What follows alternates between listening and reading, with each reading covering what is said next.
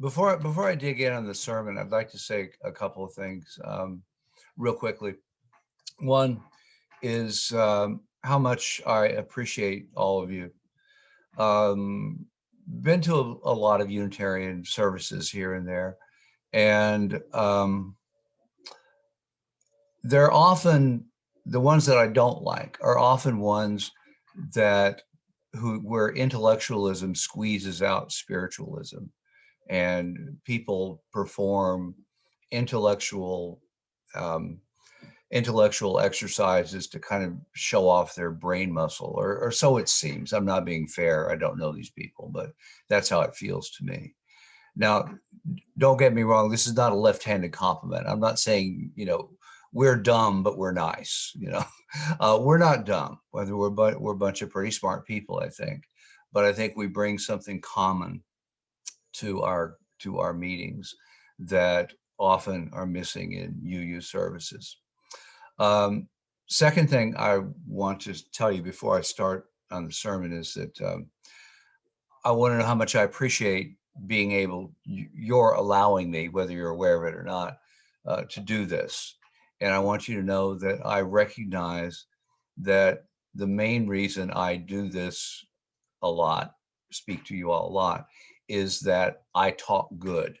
And I mean, it was my stock and trade. I was a speech teacher, and I'm less intimidated by it than that a lot of people are. Maybe that suits me for it, but it doesn't mean that I'm any wiser or have anything more valuable to say than any of the rest of you. But I'm the one that's here. Okay? Now, today's sermon, I've adapted from a sermon that I gave 3 years ago. I'm letting you know that because those of you who've been with us for a while may recognize some of the stories, and I don't want you scratching your heads about it. Yeah, you've heard some of this before. Okay. So let me dig in. Giving and receiving, two sides of stewardship. At age 21, I found myself in Phoenix. I had a good few months there. Long story about how I ended up in Phoenix, a girl. But it didn't work out, and it didn't work out real fast. So my first night in Phoenix, I was homeless. I called the downtown mission. Yes, I could stay there, but I'd have to attend their evening prayer service. I couldn't, I told them. I was pulling an off-the-record shift at the Sambo's, or Denny's type of restaurant.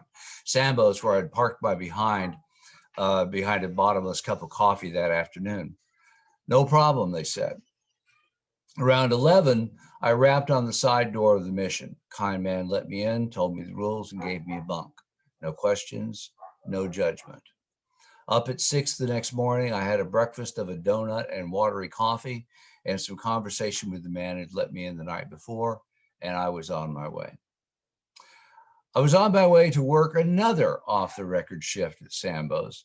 Hey, I really was on my way, right? I ended up working 2 shifts because the cook didn't show up for the graveyard shift. Sun came up, I ate my complimentary meal, and found myself talking with an older, must have been all of 50. I was 20 at the time. I found myself talking with an older waitress. She heard my story. Her dad, she told me, had just paid rent for his apartment, then got so sick he had to move in with her. Did I want to stay there? No questions, no judgment. She just met me. Of course. Now I really was on my way. Many years later, I was 45.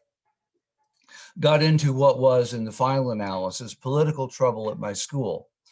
Because the people who opposed me, and I wouldn't mind telling you what this all was, but most of it wouldn't relate to the message I have today. They had more influence than I, the people that opposed me, I guess. And so I ended up on administrative leave with pay. Fine, I'll go home. You can pay me. I was sure they'd put me back to work eventually. But in the meantime, I was very worried about my reputation.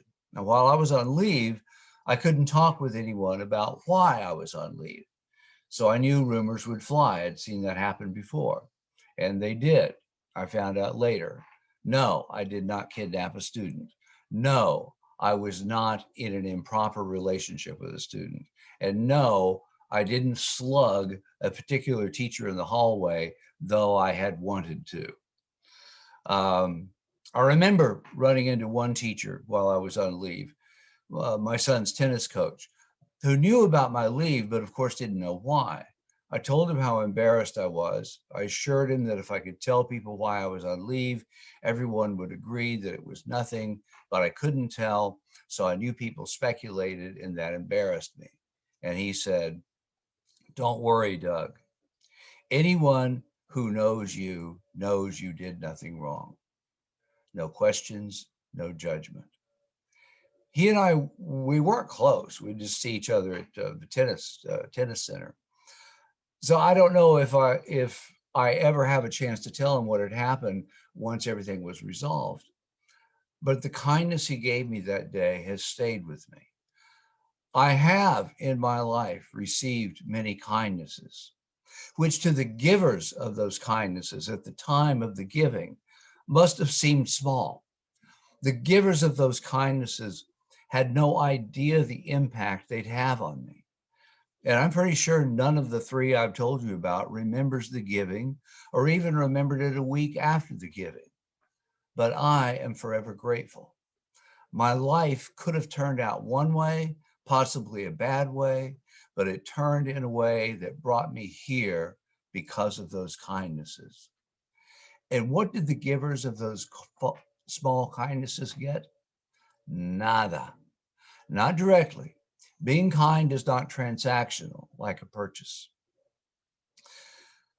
We're in the stewardship season, with our annual meeting coming up in just a few weeks. We're going to want your pledges.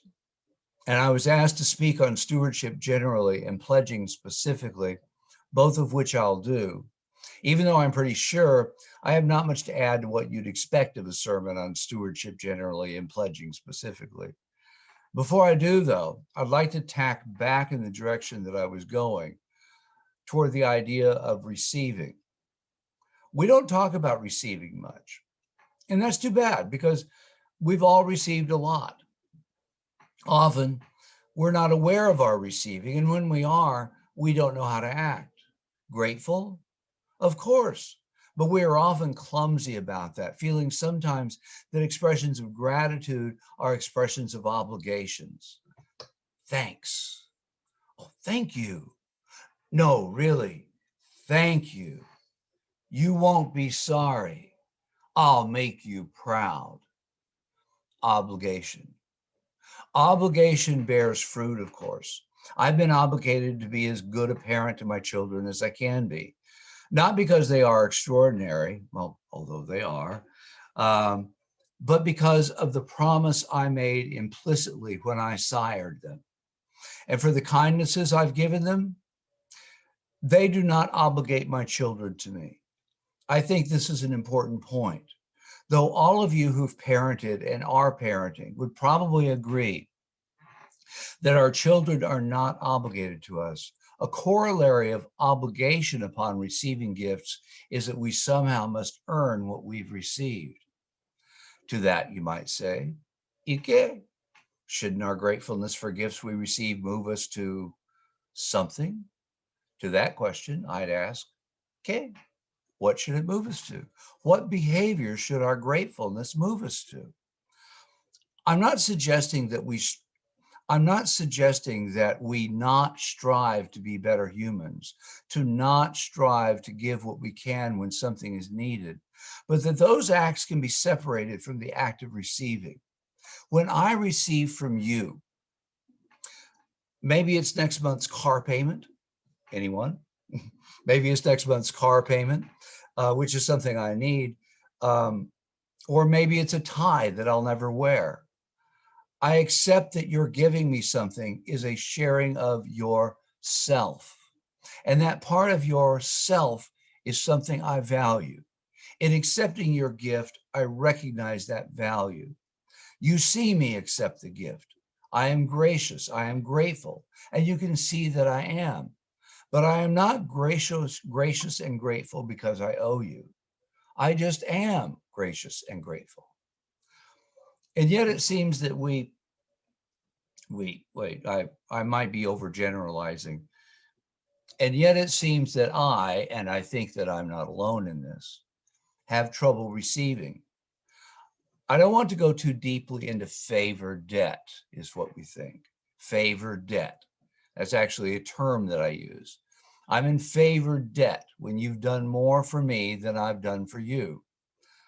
All this idea does, I'm afraid, is give me yet another tool that I can beat myself up with. Reverend Mark Ward of the UU Church in Asheville, North Carolina, in a sermon titled, "From You I Receive," points out that this discomfort with receiving may come from our Christian heritage. It is better to give than receive. And I'll quote the good Reverend at length here. This is Reverend Ward speaking. I suspect that our preference for giving over receiving is likely due in large part to the Bible's influence on our discussion of moral duty. The passage comes in the book of Acts, Paul's, last address before he is arrested in Jerusalem. It goes like this. You know for yourselves that I worked with my own hands to support myself and my companions. In all this, I have given you an example, that by such work we must support the weak, remembering the words of Jesus, for he himself said, it is more blessed to give than to receive. As Reverend Ward continuing now. I'm guessing that whether or not you grew up in a Bible quoting household or spent much time with scripture, you have heard that final passage quoted. It is the punctuation point to many a charitable campaign, reinforcing as it does the sense of obligation that we have for each other, especially in Paul's words, the weak, those who through whatever circumstances are unable to see to their own care. Now, an unfortunate aspect of Paul's phrasing is that while it raises up the act of giving, it diminishes the act of receiving. Likely, his intent was to tell his followers that, rather than amass goods solely for yourself, it's better to share, especially with those who have less than you. Perhaps it would have been more toward the point if he'd said, it is more blessed to give than to hoard. Now, this is me again. To receive, Reverend Ward goes on to say, is simply to be in a relationship. At times we are in a position to give to others. At times we need to be open to receiving. Unwillingness to participate in either pole of that relationship threatens that relationship. It's okay to receive. Do you have faith that I will think no less of you, think that you are weak if you receive from me, that I won't think you owe me anything? Do I have that faith in you? I believe I can have that faith in you, and I hope you believe that you can have that faith in me. Now, I'm grateful for so many things I got from Dad and Mom, but I just thought of a new one. They gave and gave and gave and gave, but not once did they say, you'd better not screw this up, kid, or I'm going to expect a lot from you someday for all I've done for you. I'm lucky in that. Some parents, I understand, are not like that.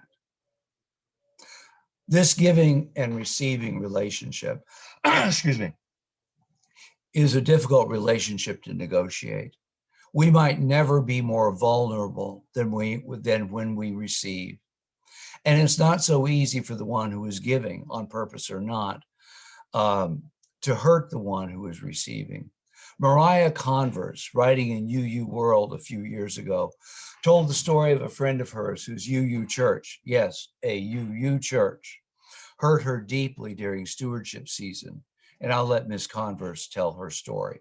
This is her speaking. After high school, she, and this is the author's friend, she struggled, excuse me, to find acceptance of both her sexuality and her liberal politics in our conservative rural county. Her relationship with her mother, always rocky, deteriorated deteriorated further until she had to move out. Chronic health problems derailed her nursing career before it had even gotten off the ground. She lost her car. That was when the letter arrived, asking that everyone in the membership book contribute or allow the stewardship committee to remove them from the book. So, she said, I put 2 pennies in an envelope. And this is the friend of hers speaking, and she could barely pay her own expenses. She put 2 pennies in an envelope with a note that said, I'm on disability and food stamps, but here's my last 2 cents. It was the last day she considered herself Unitarian Universalist, just when she needed community support. Now, Converse goes on to tell her own story. Hey, we all have hard times at one time or another. Most of us have financial problems now and again. Converse did.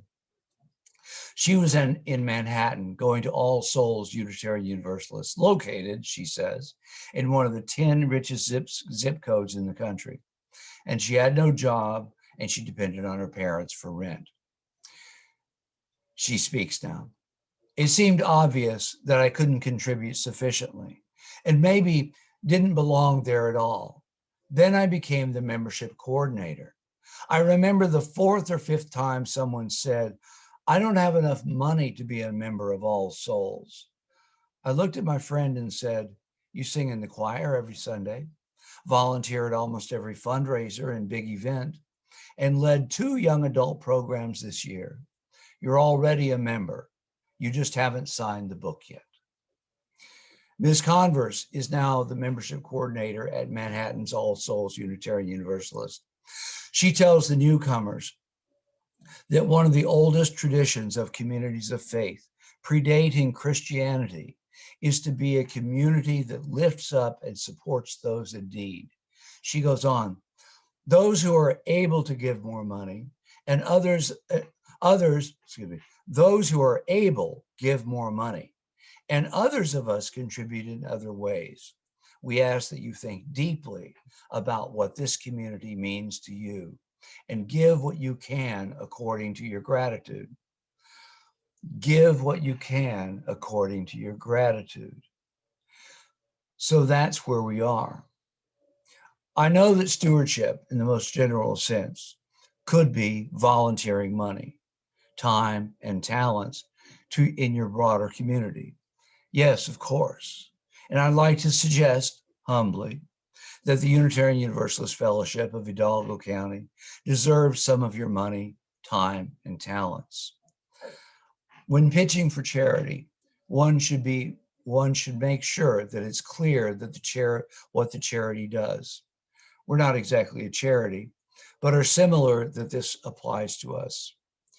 Most years, not this year because of the pandemic, which, by the way, is we're about a year into having our doors closed. Most years, we open the doors to you every Sunday.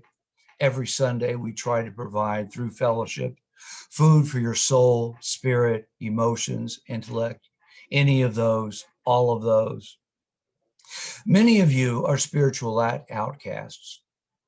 You don't, for one reason or many reasons, feel at home in more traditional Christian churches, but you want something that we give here. Otherwise, you'd not come. You're not coming to get to heaven. I know that. That's not what we do. We provide, most years, ESL classes, and not just a place for the classes to be held, but the teachers and materials as well. We provide a place for various groups to meet, we provide a place for various groups to meet whose purposes we're friendly to. We provide a springboard for social justice. This year, we're keeping the lights on, the grounds kept. We're paying a groundskeeper. Thank you, Robin. We're keeping our property insured. So when the time comes for us to join in person again, we'll have a place to join. We're also spending some money on Zoom, and we're also making some long overdue investments in the upkeep of our property to the tune of $18,000. And thank you, Tom, for managing that. All this while working with less money than usual. Now, my saying that, less money than usual, I want to be careful. It's not to rag on anyone. It's a result of the circumstance we find ourselves in. We're not getting money from the basket every Sunday. And many of us are finding meeting our pledges difficult for a variety of reasons. Not having work, just not having to, just not remembering to send a check when it's so much easier to drop it in the basket, the collection basket. So about pledging. Now, pledging, that's money. We recognize there are other ways of giving, and we value those as much. And we don't want to discourage your giving of time and talents, and recognize that not all of us are financially in a position to promise funds over any period of time. But remember a couple of things. First, if you pledge based on your situation now, and your situation gets worse sometime during the year, and you can't meet your pledge, we're cool. In Islam, adherents are required to prioritize the needs of their household over charity, because the Quran says there is no hardship in religion. I think that's reasonable. Take care of yourself. You'll know when your needs are met and you can give. Second, money is very flexible in how we use it. It can be used to pay electric bills and water bills, buy educational resources and insurance, contribute to a cause in the name of the church. All those things UUHFC needs to provide food for your soul, spirit, emotions, intellect, and to provide the ESL classes and a place to meet, whose purposes we are friendly to. Now, before I move on, I've asked Cynthia to speak briefly on the mechanics of pledging and the need for pledging. She's our treasurer. Cynthia, you there?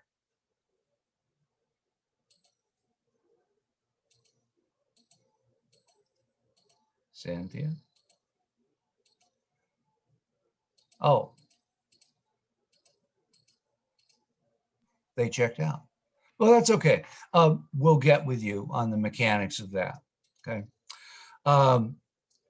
Now, time and talents, helping paint, serving on a committee, being a lay leader, giving a sermon, mowing the lawn, weeding the garden, playing music, these things are less flexible, but they are extremely valuable.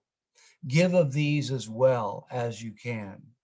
If you're not sure how you can pitch in, ask around. We'll put you to work. But remember, and I'm coming back around to where I started, giving is not a ticket to receiving.